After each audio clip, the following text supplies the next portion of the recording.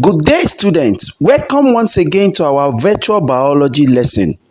I trust it's been captivating and interactive. I remain your biology virtual tutor, Mr. Kehinde Adeshina, and this video is brought to you courtesy of IOTA Virtual Learning. In our last lesson, we explored the system of support in animals. It will interest you to know that plants are also not without a supporting system. So in this lesson, we will dive deeply into the supporting tissues in plants. Let's take a look at the lesson outline and objectives. In this lesson, we will cover and you will learn the following: the types of tissues in plants, the types and structures of supporting tissues in plants, the structure, function of parenchyma, collenchyma, sclerenchyma, and wood or xylem. You would also learn the internal structure of leaves, stem, and leaves. Then next you will learn the primary and secondary growth brought about by the activities of supporting tissues. And lastly, we will learn the general function of supporting tissues in plants. So, let's get started. We already know that a tissue is a group or cluster of cells that work together to perform a specific function. The body of plants are composed of three main tissues, which include 1. Dermal tissues. These are tissues at the outer surface of plants at the epidermis. Dermal tissues are found at the epidermis of leaves, stem, and roots. Number 2. Vascular tissues. This comprises of xylem and phloem, which bring food, water, minerals to different parts of plants. Number 3, which is our topic for today, is supporting tissues. Now, the plant body are known to compose of supporting or ground tissues, which include parenchyma, collenchyma, sclerenchyma, and wood or xylem, which give them definite shape, strength, rigidity, and resistance against external forces such as wind and water to which they are constantly being exposed. So let's take a look at these supporting tissues one after the other. Number 1, parenchyma tissues. The location.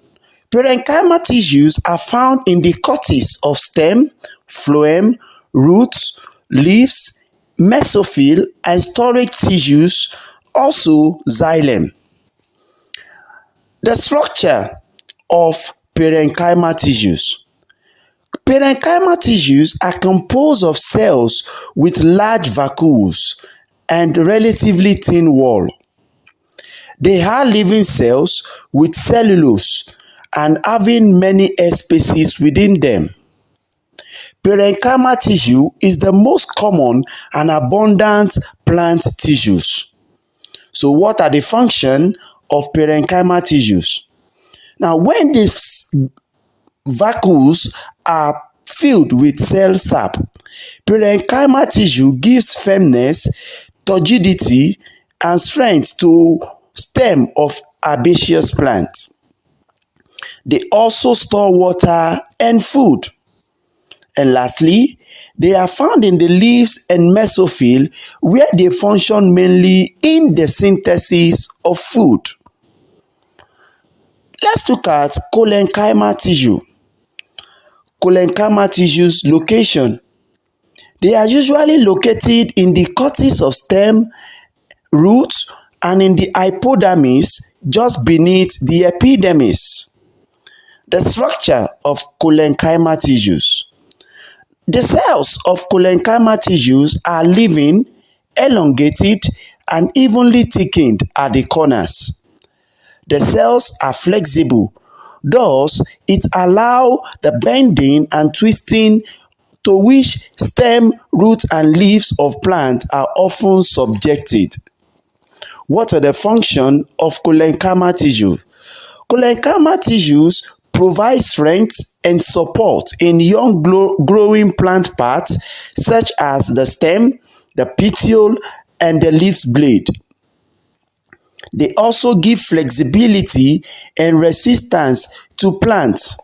That is, they enable plants to bend and twist without breaking. The third type of supporting tissue is sclerenchyma.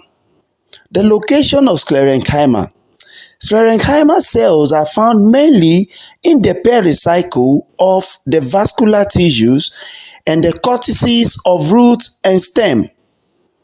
The structure of sclerenchyma tissues. Sclerenchyma tissues have cells which are thickened at the wall and containing lignin. In addition to cellulose and other substances, they contain lignified cell wall. There are two types of sclerenchyma tissues. These are the fibers and the sclerate. Let's look at the structure of these two types of cells. Number one, the fiber. Fibers are elongated cells with tapering ends. This helps to provide strength and flexibility to plants. 2. The sclerate. Sclerate, unlike fibers, are not too elongated but have great strength like fiber. Sclerate cells have a thick wall and a large lumen. Let's look at the vivid differences between fiber cells and sclerates. Fiber has long cells, while sclerate are short cells. Fiber are long, elongated, with pointed ends, while sclerate are usually short and with broad end. While fiber occurs in bundles, sclerate occur individually or in small groups. Fibers are commonly unbranched, while sclerate may be branched. Fibers are directly derived from meristematic tissues, while sclerate develop from secondary sclerosis parenchymal cells. The function of sclerenchymal tissue. The sclerenchymal tissue, particularly the fiber, gives flexibility to plants and prevent them from breaking up easily. They also provide strength, rigidity, hardness, and support to plants. The last type of supporting tissues in plants is the wood or xylem tissue. The wood or xylem tissue are found mainly in the vascular tissues of stem, root, and leaves. The wood or xylem tissues is made up of many cells. These are the vessel, the fiber, and the xylem parenchyma. Let's look at the cells one after the other. Number one, the tracheids. Tracheids are non-living, elongated, tapering cells with thickened wall, which possess lignin. That is, the wall are lignified. They have pits that aid the passage of water and dissolve mineral salts. The vessel. Vessels are elongated, long tubular structure that are formed by the fusion of several elongated cells which are stacked one on top of another. The fiber. The fiber are similar to the sclerenchyma fiber. They are narrow, elongated cells with very thick walls with tapering end. The xylem parenchyma. These are also similar to parenchymal tissues. They are composed of cells with large vacuoles. So what are the functions of wood or xylem tissues? Number one, the wood or xylem tissue provides support, strength, and shape to the plant. It is also a conducting tissue as it helps to conduct water and dissolve mineral salts from the root to the leaves. Mechanism of support in plants. Now, to understand the mechanism of support in plants, there is need to have a knowledge of the internal structure of the leaf, stem, and roots. Now, the leaf, stem, and roots of plants consist of the following structure. Number one is epidermis or piliferous layer. The epidermis is the outer covering of the leaves and the stem, while the piliferous layer is the outer covering of the root. The epidermal layer is 1 cell thick, and their function is in protection.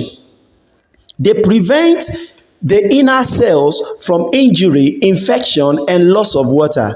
And in some cases, only the guard cell of the leaves that have chloroplast are the only cells that can carry out photosynthesis. The other structure is cortex.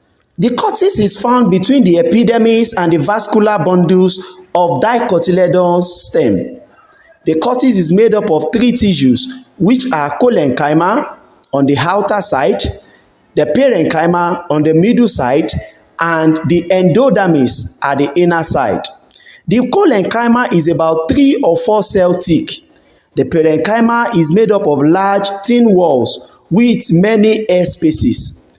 Both cells provide strength and support to the plant. The endodermis is a layer which is also referred to as the starch sheet. It helps to store starch. Hence, when it is stained with iodine solution, it will turn blue-black, confirming the presence of starch. The sclerenchyma. The sclerenchyma is a layer that is found on the outer part of vascular bundles. It consists of dead lignified cells, and its function is aiding to strengthen the stem. Now, the vascular bundles. The vascular bundles are found in the inner part of the stem, and it consists of xylem, phloem, and the cambium. The xylem is responsible for the conduction of water and mineral salts from the soil to the leaves through the roots and the stem. The phloem is responsible for the conduction of manufactured food from their area of synthesis, that is, from the leaves to where they are being required. The cambium. The cambium is found between the phloem and the xylem. The cambium cells are constantly dividing. This division of the cambium cell is what brought about what is called secondary growth or thickening in plants. This will look after in this lesson. We'll look into after in this lesson. Next is the pit. The pit is the central part of the stem. It is large and made up of parenchyma and extend between the vascular tissues. So these are the structure of the leaf, stem, and roots of plants. Now, in one of our previous lessons, we talked about growth in plants. Now, growth in plants is brought about by the activities of some of the vascular tissues or supporting tissues in plants. And there are 2 types of growth in plants. These are primary and secondary growth. Let's look at these 2 types of growth one after the other. Primary growth. Primary growth is the process that makes plants increase in length or grow tall or longer. This growth occurs in the tips of the root and shoot. The tips of the root and stem or shoot possess young and actively dividing cells called meristem. Think of meristem as the plant's growth zones, where cells are constantly dividing and multiplying. As these cells undergo cell division, new cells are created that pushes the outer cells towards the outside, making the plant grow taller and the roots to grow longer. The next process is cell elongation. After new cells are formed, they get bigger. This elongation contributes to the plant's increase in height. Primary growth happens in plants for them to reach out and tap energy from sunlight for leaves to carry out photosynthesis, and also for anchorage so that the plant root can anchor itself better in the soil, providing stability and helping it to access water and nutrients from deeper layer of the soil. Now, what is secondary growth, or what we call secondary thickening in plants? While primary growth makes plants grow taller and longer, secondary growth makes them to grow wider or thicker. This is especially important for trees and shrubs. Secondary thickening is thus the process of increase in thickness of stem and roots in plants. It happens in certain plant parts, mainly in woody plants like trees and shrubs. Secondary growth takes place in areas called lateral meristem, in the vascular cambium and the cork cambium. The vascular cambium is a ring of cells located between the wood xylem and the inner bark or the phloem. This produces new xylem cells towards the inner and new phloem cell towards the outside. This process increases the thickness of the stem. Now, in the cork cambium is another ring of cells located outside the vascular cambium. The cambium produces cork cells, which forms the outer protective layer of the plant known as the bark. Secondary growth is important to provide support and stability to plants, and also for transport of water and nutrients from the root to the leaves. It is also of great importance for production of thick bark for the protection of the tree from physical damage and diseases. Lastly, in this lesson, let us look at the summary of the function of supporting tissues in plants. Supporting tissues in plants provide the following function. Strengthening. There are two major supporting tissues that provide strength to plants, mainly the sclerenchyma and the cholenchyma. They together provide strength required by plants. Rigidity. The supporting tissues like cholenchyma and sclerenchyma and also the wood fiber provides the necessary materials to make plants strong against any external forces. Resilience and flexibility. The supporting tissues also provide the necessary materials which makes plants resilient and flexible, thereby preventing them from breaking when they bend or twist due to strong wind and water. Supporting tissues also provide protection. Some supporting tissues are known to protect delicate parts of the plant, for example, the cambium and the phloem vessel. They also confer distinct shape to plants. Supporting tissues generally provide distinct shape to different plant species.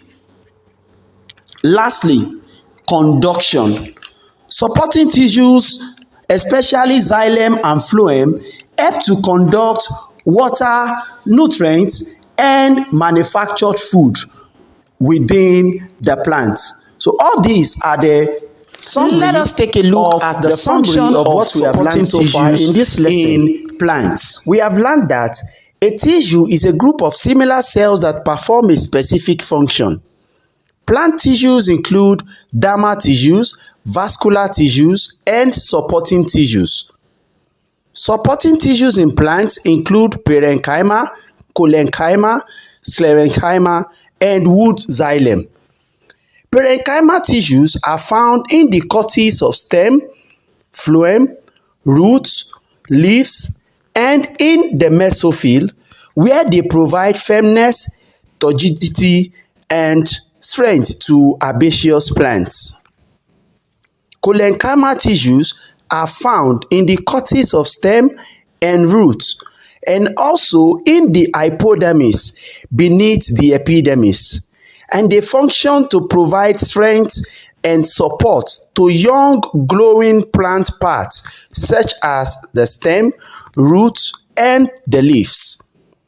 Sclerenchyma tissues are found mainly in the pericycle, in the vascular tissues, and cortices of roots and stem, and they give flexibility, strength, rigidity, and hardness to plants. The wood or xylem are found in the vascular tissues of stem, root, and leaves, where they provide support, strength, and shape to plants. The internal structure of leaves, stem, and roots consists of epidermal layer or piliferous layer, the cortex, the sclerenchyma, the vascular bundles, which include xylem, phloem, and the cambium, and the pith. We also learned that the primary growth in plants is the increase in the length of the stem and the roots, brought about by cell division of meristematic cells or tissues located at the shoot and root apices. Secondary growth, on the other hand, is the increase in circumference, width, or thickness of plants, and it is responsible for the increase in the size of the tree trunk. It is brought about by constant division of the vascular cambium and the cork cambium. As our usual practice, let us find out how much we have learned from this lesson by answering related questions from past WAEC. The first question we will look at is question 11 from the year 2000. And it says, the following are the function of supporting tissues in plants except A. Rigidity, B. Flexibility, C. Strengthening, and D. Secretory. Look at the options critically and pick your answer.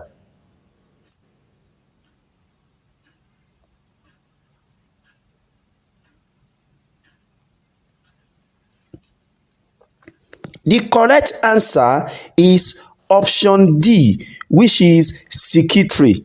All other options, A. Rigidity, B. Flexibility, and C. Strengthening, are all functions of supporting tissues in plants.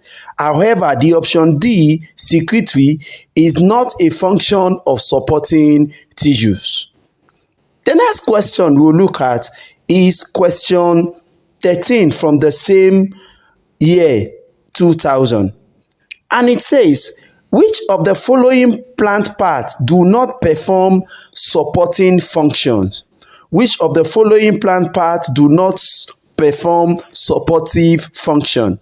A. Sclerenchyma, xylem, and collenchyma. B. Epidermis, sclerenchyma, and xylem. C. Parenchyma, collenchyma, and sclerenchyma. And D. Sclerenchyma, xylem, and collenchyma. Look at how the three parts are being paired and pick your answer.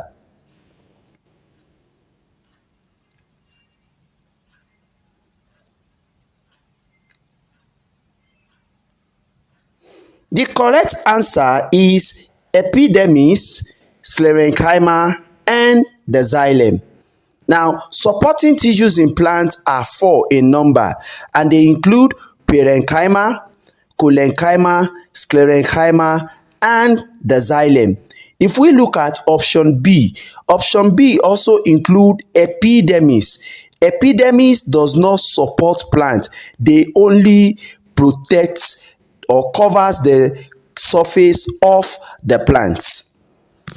The next question we will look at is question 11 from 2004, and it says, the xylem elements perform the function of transport, but they also help to support plants because they A.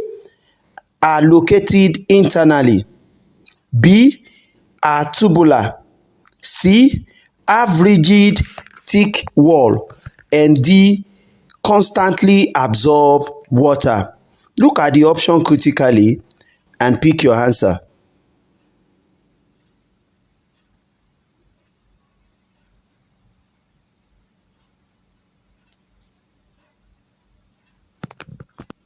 The correct answer is option C, because they have rigid, thick wall. This is why they perform supporting function in the plant. The next question we'll look at is question 13 from 2006. And it says, support in young herbaceous plant is provided by A. Translocation, B. Guttation, C. Turgidity, and D. Osmosis. What do you think is the answer?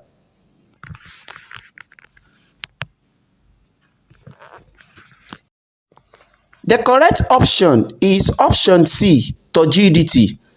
Now, support in herbaceous plant is brought about when cell sap fills the parenchymal cells, making the cells turgid and giving it strength and support. Option A, translocation, is wrong, because translocation is the movement of food from where they are being produced to where they are being needed. Guttation, which is option B, is also wrong, because guttation is the flow of water out from the leaves that happens majorly at night. And D, osmosis, is also wrong, because osmosis is simply the movement of fluid from a region of lower concentration to a region of higher concentration through a semi-permeable membrane. The next and the last three questions we will answer is question 7 to question 9 from 1998. Use the diagram below to answer question 7 to 9. Question 7. The diagram represents a longitudinal section of the stem, B. Longitudinal section of a root, C. Cross section of a root, and D. Transverse section of a stem. Now look at the position or how the structure is being divided and pick your answer.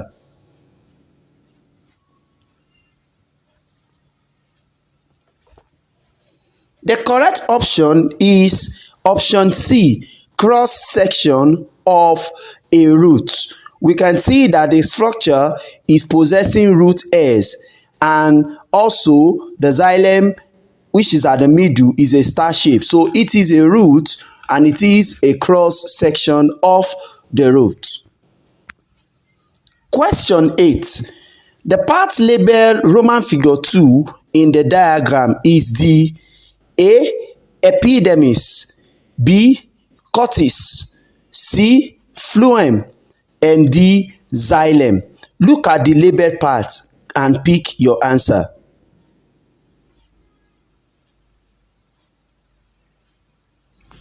The correct option is option B, cortex. The cortex is the inner part of the root, stem, and leaves just after the epidermis, and we can see that the part labeled is the inner part of the root. Question 9 and the last question. The part labeled Roman figure 4 in the diagram is the A. Phloem, B. Pericycle, C. Cortex, D. Xylem. Look at the part labeled Roman figure 4 and pick your answer.